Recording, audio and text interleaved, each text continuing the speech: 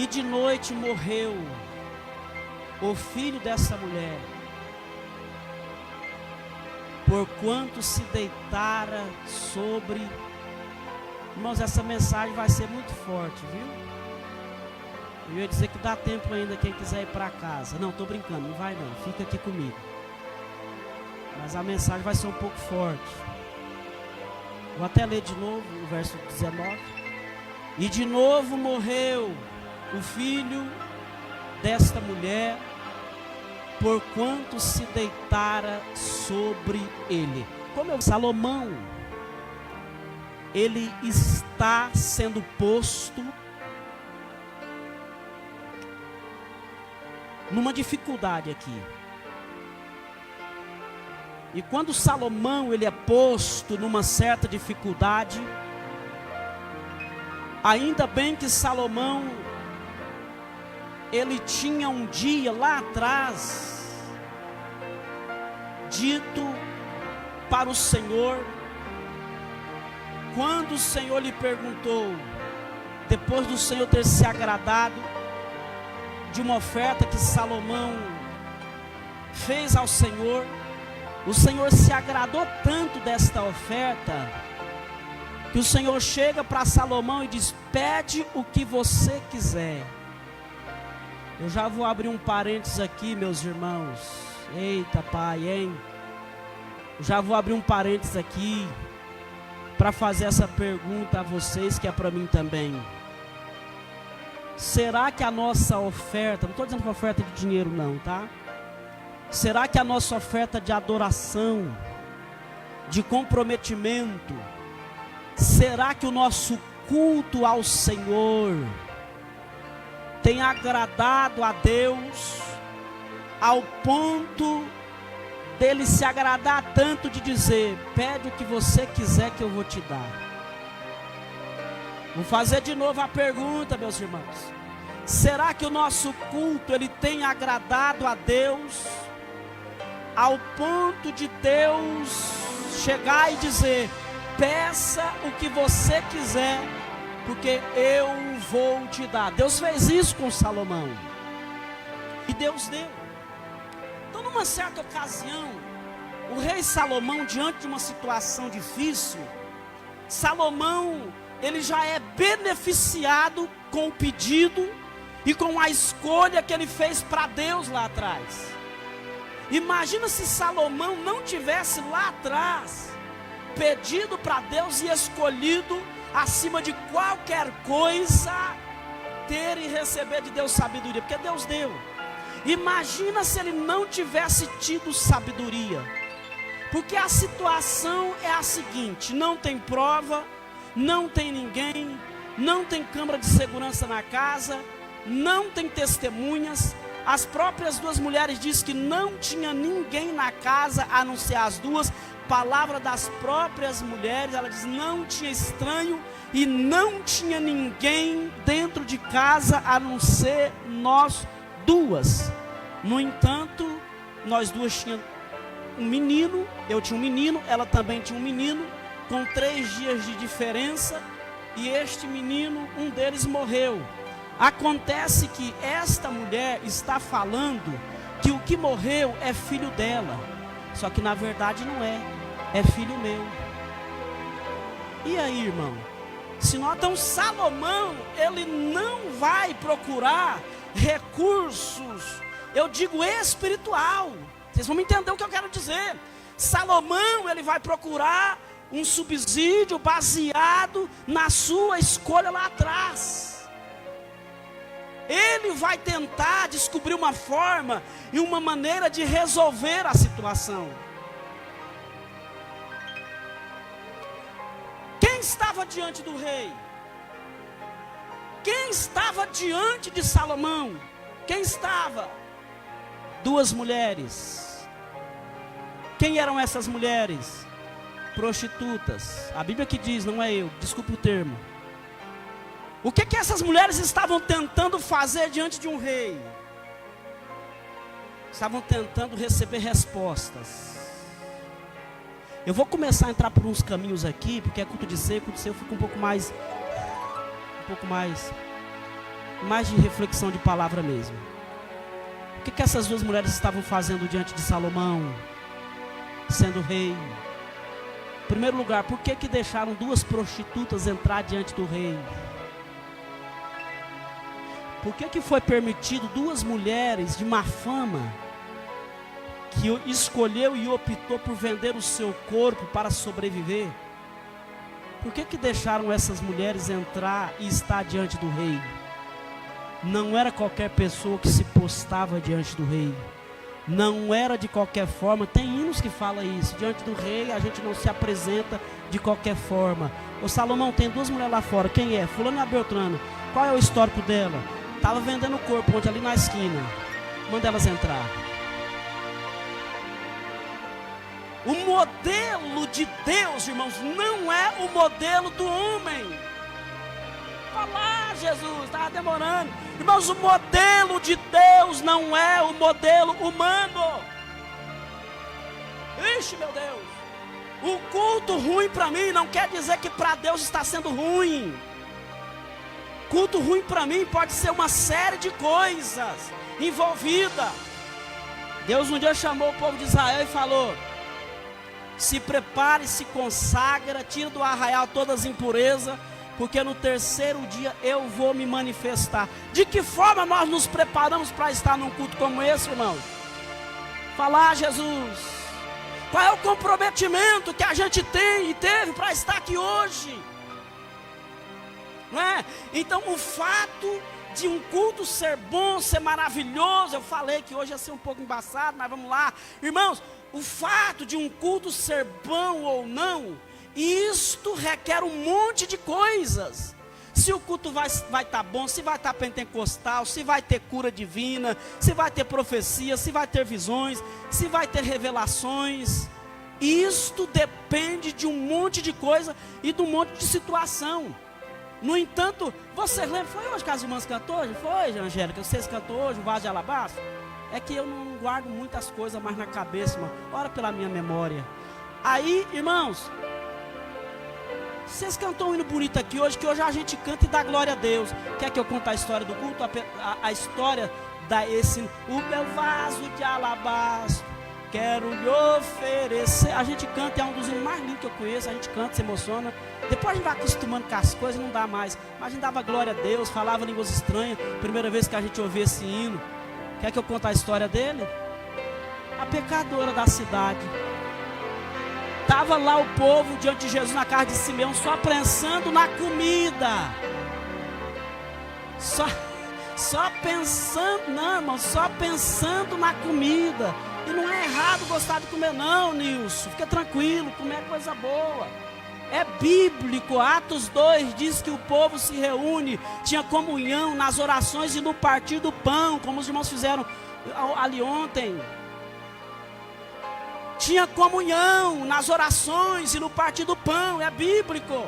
Só que nessa situação o povo só queria comida e não queria saber de Jesus. Os discípulos reunidos, o próprio anfitrião, dono da casa reunido, aquela coisa mais sem graça, a comida demorando, a refeição demorando. Aí sabe quem entrou, irmãos? Pensa, eu não conheço ainda, e só se for para me evangelizar, senão não preciso conhecer. Mas talvez é famosa, as mulheres mais faladas da cidade, o nome que se dá nas fachadas, aqui mesmo tem, não me lembro, mas tem aqui umas duas, né?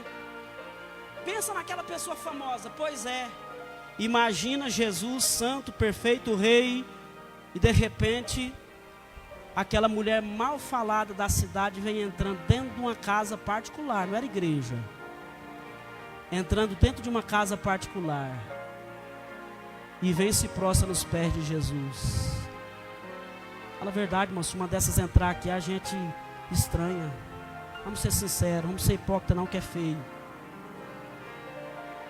Se sentar perto de alguém então, vixe, sangue de Jesus tem poder, Pai. Está repreendido. Ô, irmãos, não estou falando vocês aqui me ouvindo agora, mas será que a gente não está vivendo uma hipocrisia, irmãos? Que a gente prega libertação. Vou falar, Jesus, porque hoje, né? É gostoso ficar bem animadinho, rindo. Ah, por que, irmãos? Por que será que existe essa hipocrisia?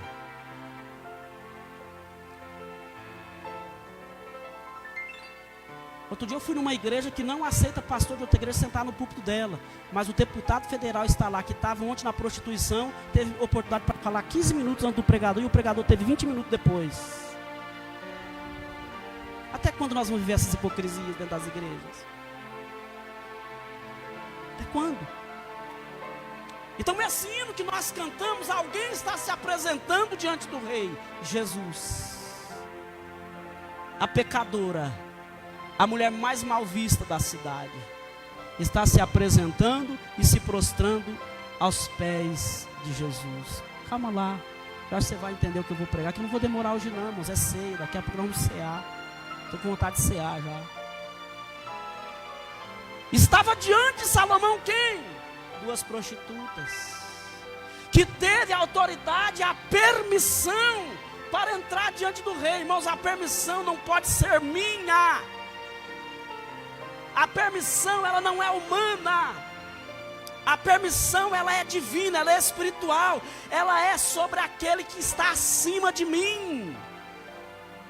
Um dia, ixi, pai, porque, irmãos, chegaram um dia diante de Jesus e falou: Senhor, eu estou chateado. O que foi? Tem uma coisinha chamada trigo e tem outra chamada joio. E aí pouca gente aqui não sabe, mas a maioria sabe. Desculpa você que sabe, só refletir para quem não sabe, gente mais novo um pouco, nível de Bíblia. E não é nem de Bíblia, é de colheita, de plantio, de semente, de fruto. Enfim, até porque nós não temos trigo nessa região. Mas o trigo e do joio são extremamente parecidos. Não vou falar do fruto porque não é o tema. Só estou querendo dizer que o plantio, o pé do trigo e o pé de joio é muito parecido. Lado a lado, antes de vir os frutos, não consegue discernir quem é quem. Aí chegaram para Jesus e falaram: podemos arrancar o joio do meio do trigo? Chegaram diante de Jesus. Podemos arrancar o joio do meio do trigo? Jesus falou: não, essa tarefa não é de vocês. Porque arrancando o joio do meio do trigo, corre o risco de vocês arrancar trigo também. Vai chegar o dia de cortar tudo, de fazer a colheita, e vai tudo junto, trigo com joio. Ah, senhor, mas eu pensei que era eu que tinha que fazer a separação. Você pode, você não pode. É você que canta, é você que não. É você que está santo, é você que não. É você que pode tomar ceia, é você que não. É você que vai para o céu, é você que não. Ô Senhor, foi gente, fala. Eu pensei que era nós que decidia, porque a gente costuma levar pelo lado pessoal, irmão. Tanto que para a família da gente, a gente é cheio de misericórdia. Não, é assim mesmo, a carne é fraca, é o coitadinho, vamos ter misericórdia, Deus perdoa. Mas quando é o filho do irmão, a gente quer sentença, a gente quer justiça. Vocês estão tão quietinhos hoje, né, irmãos? Mas é a palavra, eu sei. Eu também, no lugar de vocês, eu estaria mais ainda. Eu estaria mais ainda se eu estivesse sentado ouvindo. Eu gosto é assim. Eu gosto de palavra que faz a gente arregalar o olho e ficar pensando. Quem sabe essa palavra que muda depois. Conceitos, pensamentos, ideologias. Senhor, quer dizer que não é eu que vou definir quem pode, quem não pode, quem é santo, quem não é santo, quem pode participar da ceia, quem não pode, quem vai para o céu, quem não vai, quem está preparado, quem não está. Não é eu não, Senhor? Não. Isso é os anjos no grande dia do Senhor. Isso não faz parte de você. Você não é juiz, você é servo. Você é ovelha. Pastor, então essa igreja vai deixar acontecer de tudo? Não, você vai pregar e ensinar o que é pecado. Está escrito na Bíblia o que é pecado. Falar mal do irmão, mentir, roubar, prostituir, levantar calúnia, difamação, espalhar boato que você não tem certeza sobre o teu próximo. Tudo isso é pecado. No mesmo patamar de adultério, matar e roubar. Então a missão da igreja e do pregador é pregar o que é pecado. E que Deus ele requer santidade do seu povo. Agora eu investigar para tentar saber se a irmã Esther está digna ou não de vir aqui na frente, isso não é missão minha não, meu irmão. A gente julga quem pode e quem não pode, quem é, quem não é, quem está digno, quem não está digno. Eu queria ter um detector de santidade para passar em mim primeiro, ver quantas vezes ia apitar. Já viu aquele detector de metal? Pois é, detector de santidade. Pensou? Detector de santidade, passar no irmão. Vamos ver, irmão. Porque roupa você vai na loja, muda, né, irmão? Quero ver mudar aqui, mudar aqui, mudar aqui, mudar aqui. É desse lado do teu coração? Eu confundo. Esquerdo, é aqui mesmo. Quero ver mudar aqui, ó. A roupa você vai ali, compra e tá tudo certo. Tem coisa mais profunda pra gente mudar, meu irmão. Por que Salomão permite isso, pai, o relógio, né? Por que Deus permite, irmãos? Duas prostitutas chegar diante de Salomão, que talvez eu não deixaria. Não, aqui só entram os santos, servos e servas do Altíssimo. Diante do rei só pode se apresentar com pureza. Que não entra de qualquer maneira não. E não é qualquer um que entra aqui não. Só que Salomão deixou. Aí Salomão começou a ouvir a história daquelas mulheres. E aqui nós aprendemos algumas lições, irmãos. Primeiro, o conflito que você está sujeito a ter quando você escolhe morar com certas pessoas. Quem que você permite entrar dentro da sua intimidade? E isso aqui eu não estou dizendo só de casamento. Aliás, nem é o tema, e não estou falando de casamento aqui. Eu estou falando é quem você permite de fora ter acesso à sua intimidade. Porque quarto fala de intimidade. Cama fala de uma intimidade ainda maior, mais profunda. Numa profundeza de intimidade. Então quem é, que tipo de gente que você está permitindo entrar dentro da sua santidade, dentro da sua intimidade?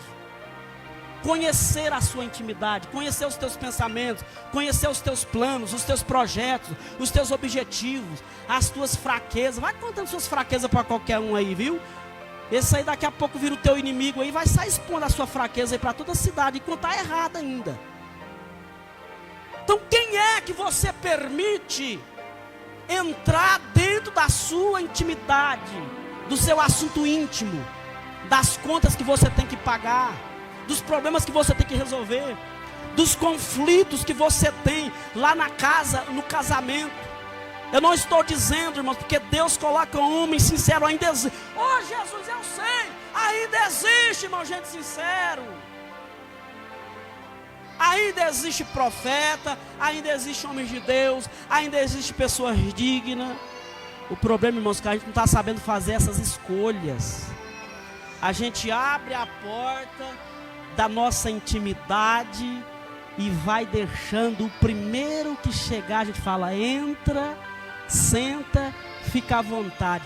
Não, não senta não, vamos ali para o meu quarto, vamos lá sentar na cama e conversar lá que é mais confortável. Não, não prestou só se assentar na cama não, dorme aqui em casa hoje.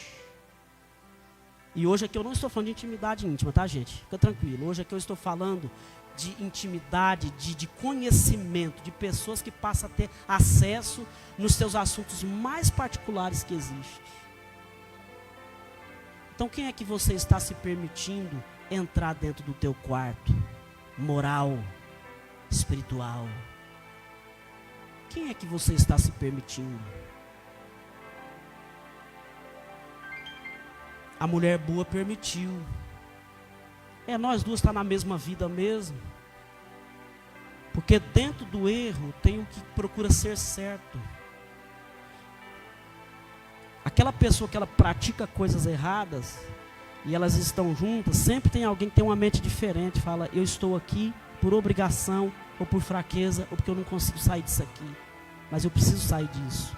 E uma dessas prostitutas conhecia o rei. Sabia muito bem que aquilo não era vida para ela. Só que ela cometeu um erro de abrir a porta da sua casa para qualquer um entrar. E começar a conhecer as suas intimidades, seus projetos íntimos, suas decisões pessoais. Irmãos, tem gente que ele não sabe o que ele quer. Ele pede. Ih, Jesus, o que é isso, hein? Irmãos, ele sai pedindo opinião, até ele achar alguém que dá uma opinião que ele queria ouvir. Ouço um monte, fala, isso aqui se encaixa comigo. Isso não vale, irmão.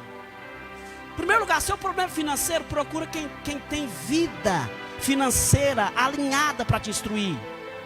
Quando amanhece o dia, porque durante a noite, alguém tem um sono mais profundo do que a outra. Alguém dorme mais do que a outra. Durante a noite, alguém teve uma distração maior do que a outra. E ela teve um sono mais pesado do que a outra.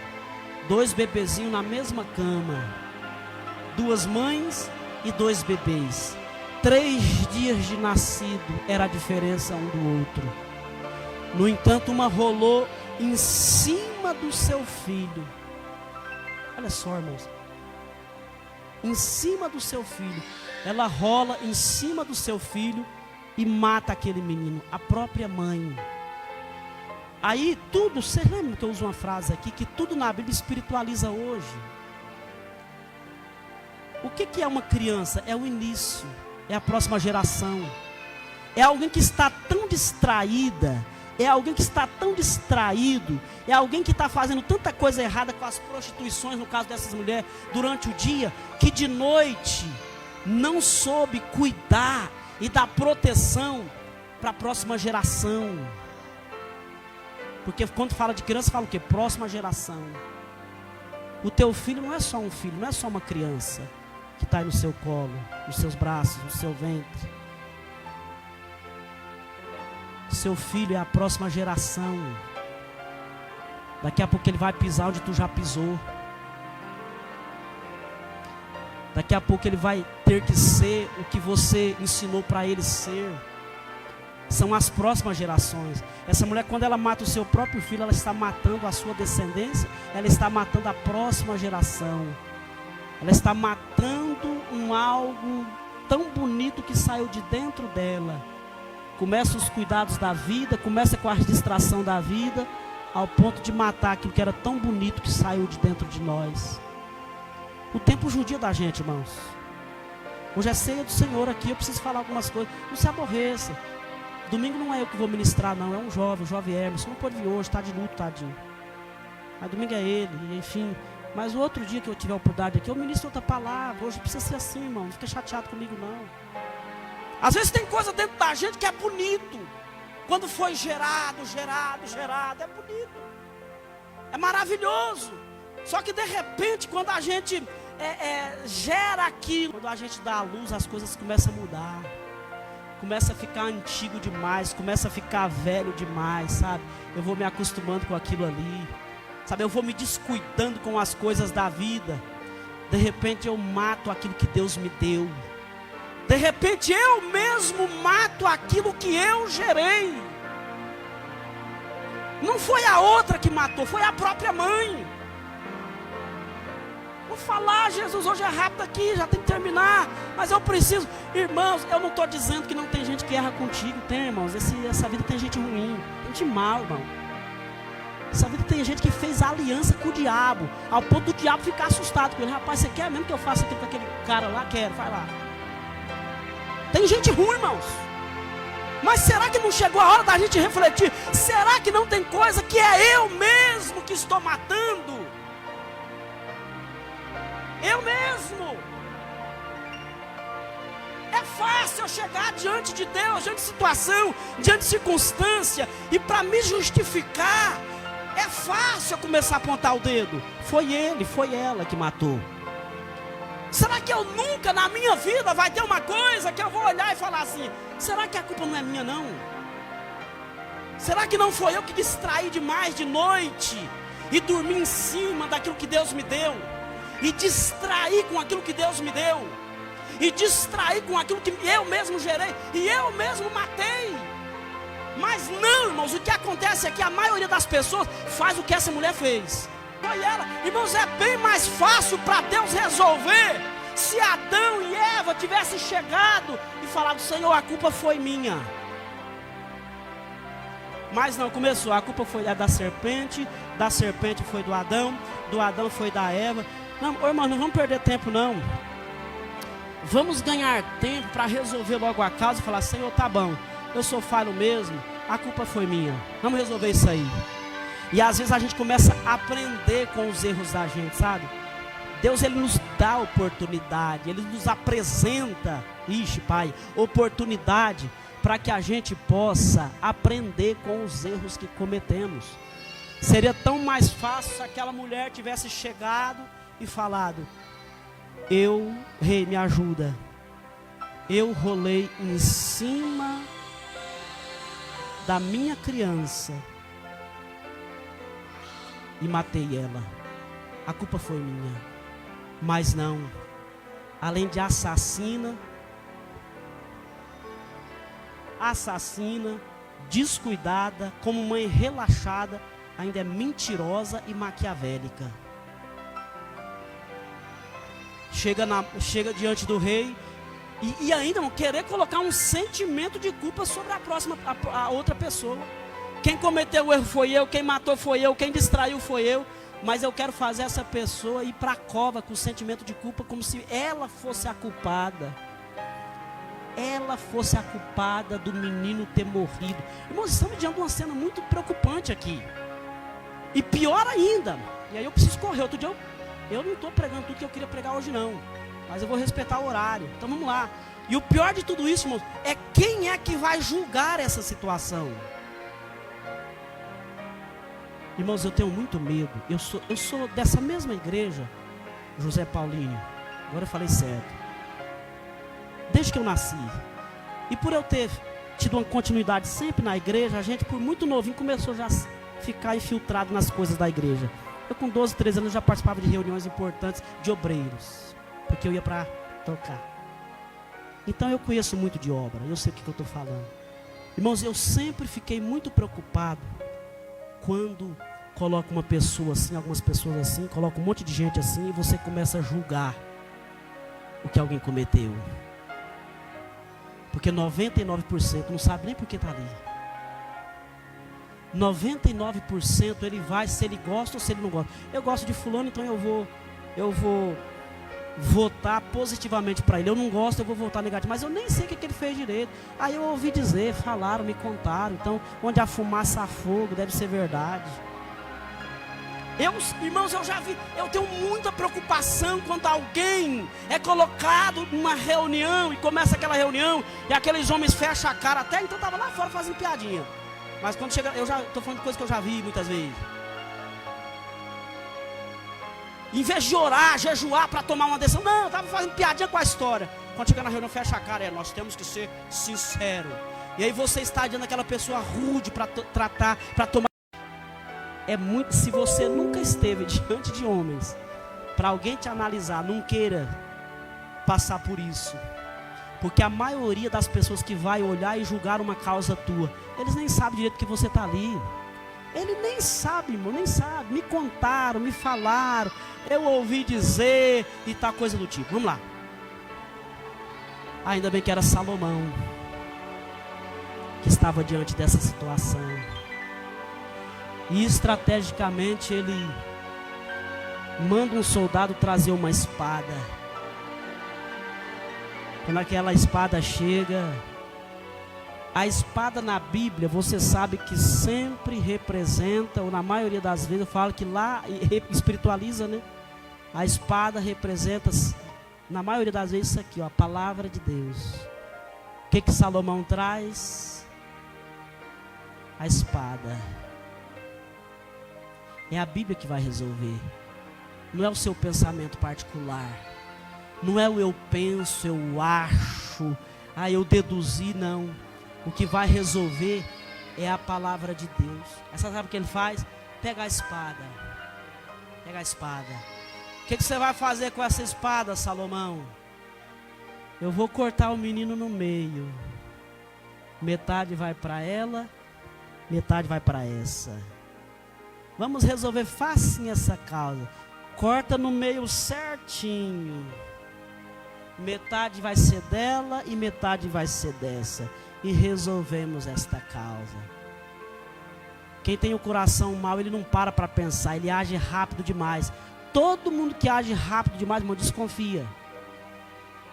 Porque aquela mulher não pensou na possibilidade de ser uma estratégia do sábio Salomão. E ela tem tanta pressa de fazer o mal e ver o mal predominando, e ver a carnificina e ver gente morrendo. Nem meu e nem dela. Se não vai ser meu, também não vai ser dela. Que mate. Sabe aquela pessoa que não deu certo o emprego para ele lá naquela empresa, ele torce para aquela empresa fechar? Tomara que se acabe e que feche. Mas não deu certo para mim, para você, pode dar para outro. A igreja não deu certo para mim foi ruim, para outro é bom. O pastor não presta para um, para outro, para o outro é bom. As mesmas atitudes que você tem, que faz as pessoas serem apaixonadas por você, com essa mesma atitude aí, tem gente que te odeia por você ter essa atitude. E aí, a gente vai fazer o que nessa terra então? Quer que eu repita de novo? A mesma atitude que faz alguém gostar tanto de você, nossa, fulano é uma bênção, é a mesma atitude que leva alguém a olhar e falar, eu não suporto essa pessoa. E aí, irmãos? Por isso que a gente tem que estar sempre diante daquele que é o justo justo. Mas vamos lá. Tem pressa demais em fazer o mal. Mata, aniquila. Nem meu, nem dela. Se não serviu para mim, também não vai servir para ela. Enquanto isso, a outra mãe, pelo amor de Deus, rei, não faça isso. Que o meu filho esteja vivo, mesmo que não esteja nas minhas mãos. Mas deixa o meu filho viver. Eita, deixa o meu filho viver. Deixa. Não serve para mim, mas serve para outro. Pelo menos vai continuar vivo, vai continuar a história, vai ter oportunidade de viver. No meu coração não existe maldade. Não, deixa com ela, mas não mate não. Não precisa repartir não, eu deixo com ela. Salomão pega a criança e fala, agora eu já sei quem é a mãe. Eu sei agora quem é a mãe. Entregou o filho para a mãe de forma correta, por ter certeza e convicção de que aquela mulher verdadeiramente era a mãe daquele menino.